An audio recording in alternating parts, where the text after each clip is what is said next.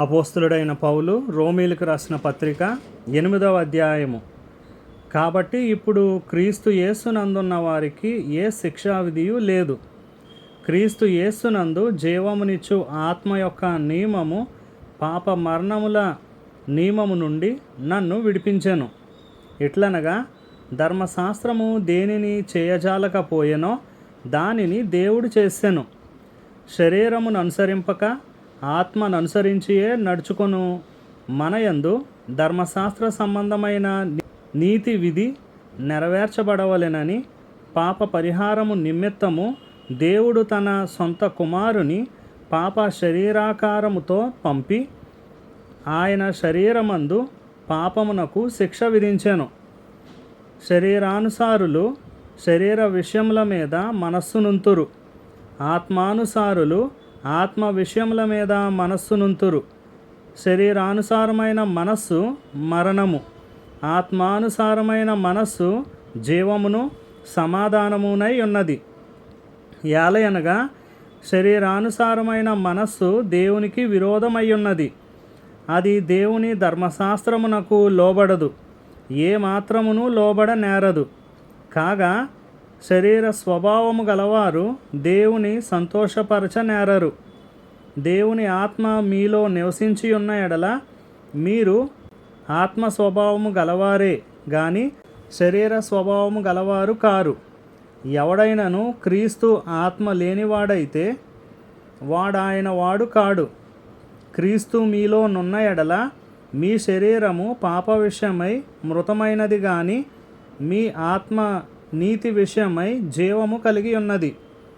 మృతులలో నుండి యేసును లేపిన వాని ఆత్మ మీలో నివసించిన ఎడల మృతులలో నుండి క్రీస్తు యేసును లేపినవాడు చావునకు లోనైన మీ శరీరములను కూడా మీలో నివసించుచున్న తన ఆత్మ ద్వారా జీవింపజేయును. కాబట్టి సహోదరులారా, శరీరానుసారముగా ప్రవర్తించుటకు మనము శరీరమునకు రుణస్థులము కాము. మీరు శరీరానుసారముగా ప్రవర్తించిన ఎడల చావవలసిన వారై యుందురు గాని ఆత్మచేత శరీర క్రియలను చంపిన ఎడల జీవించెదరు. దేవుని ఆత్మచేత ఎందరూ నడిపింపబడుదురో వారందరూ దేవుని కుమారులై యుందురు. యాలయనగా మరలా భయపడుటకు మీరు దాస్యపు ఆత్మను పొందలేదు గాని దత్తపుత్రాత్మను పొందితిరి. ఆ ఆత్మ కలిగిన వారమై మనము అబ్బా తండ్రి అని మొర్రపెట్టుచున్నాము.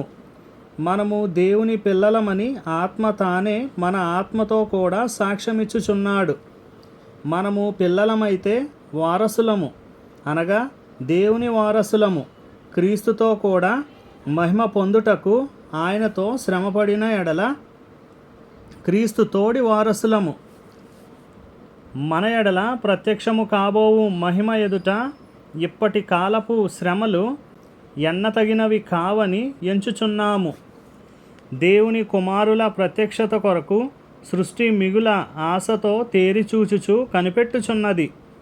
యాలయనగా సృష్టి నాశనమునకు లోనైన దాస్యములో నుండి విడిపింపబడి దేవుని పిల్లలు పొందబోవు మహిమగల స్వాతంత్రము పొందుదునను నిరీక్షణ కలదై స్వేచ్ఛగా కాక దానిని లోపరిచిన వాని మూలముగా వ్యర్థపరచబడెను.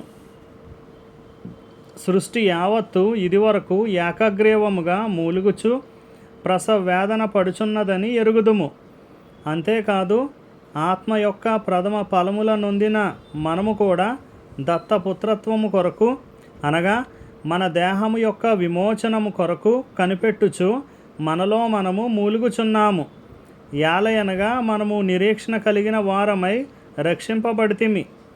నిరీక్షింపబడునది కనబడునప్పుడు నిరీక్షణతో పని ఉండదు. తాను చూచుచున్న దాని కొరకు ఎవడు నిరీక్షించును? మనము చూడని దాని కొరకు నిరీక్షించిన ఎడల ఓపికతో దాని కొరకు కనిపెట్టుదుము. అటువలే ఆత్మయు మన బలహీనతను చూచి సహాయము చేయుచున్నాడు. యాలయనగా మనము యుక్తముగా ఎలాగూ ప్రార్థన చేయవలెనో మనకు తెలియదు గాని ఉచ్చరింప శక్యము కాని మూలుగులతో ఆ ఆత్మ తానే మన పక్షముగా విజ్ఞాపనము చేయుచున్నాడు. మరియు హృదయములను పరిశోధించువాడు ఆత్మ యొక్క మనస్సు ఏదో ఎరుగును. ఏలయనగా ఆయన దేవుని చిత్త ప్రకారము పరిశుద్ధుల కొరకు విజ్ఞాపనము చేయుచున్నాడు.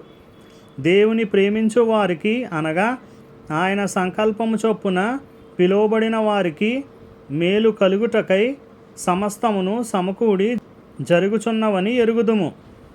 ఎందుకనగా తన కుమారుడు అనేక సహోదరులలో జ్యేష్ఠుడగునట్లు దేవుడెవరిని ముందు ఎరిగెనో వారు తన కుమారునితో సారూప్యము గలవారవుటకు వారిని ముందుగా నిర్ణయించెను. మరియు ఎవరిని ముందుగా నిర్ణయించెనో వారిని పిలిచెను. ఎవరిని పిలిచెనో వారిని నీతిమంతులుగా తీర్చెను. ఎవరిని నీతిమంతులుగా తీర్చెనో వారిని మహిమపరిచెను. ఇట్లుండగా ఏమందుము? దేవుడు మన పక్షముననుండగా మనకు విరోధి ఎవడు? తన సొంత కుమారుని అనుగ్రహించుటకు వెనుక తీయక మన అందరి కొరకు ఆయనను అప్పగించినవాడు ఆయనతో పాటు సమస్తమును మనకెందుకు అనుగ్రహింపడు? దేవుని చేత ఏర్పరచబడిన వారి మీద నేరము మోపువాడెవడు? నీతిమంతులుగా తీర్చువాడు దేవుడే. శిక్ష విధించువాడెవడు? చనిపోయిన క్రీస్తు యేసే. అంతేకాదు మృతుల్లో నుండి లేచినవాడును దేవుని కుడిపార్శ్వమున ఉన్నవాడును మన కొరకు విజ్ఞాపనము కూడా చేయువాడును ఆయనే. క్రీస్తు ప్రేమ నుండి మనలను ఎడబాపు వాడెవడు? శ్రమ అయినను, బాధ అయినను, హింస అయినను, కరవైనను, వస్త్రహీనత అయినను, ఉపద్రవమైనను, ఖడ్గమైనను మనలను ఎడబాపున. ఇందును గూర్చి వ్రాయబడినదేమనగా, నిన్ను బట్టి దినమెల్లా మేము వధింపబడిన వారము, వధకు సిద్ధమైన గొర్రెలమని మేము ఎంచబడిన వారము. అయినను మనలను ప్రేమించిన వాని ద్వారా మనము వీటన్నిటిలో అత్యధిక విజయము పొందుచున్నాము. మరణమైనను, జీవమైనను, దేవదూతలైనను, ప్రధానులైనను, ఉన్నవి అయినను, రాబోవునవి అయినను, అధికారులైనను, ఎత్తైనను, లోతైనను, సృష్టింపబడిన మరి ఏదైనను మన ప్రభువైన క్రీస్తు యేసునందలి దేవుని ప్రేమ నుండి మనలను ఎడబాప నేరవని రూఢీగా నమ్ముచున్నాను.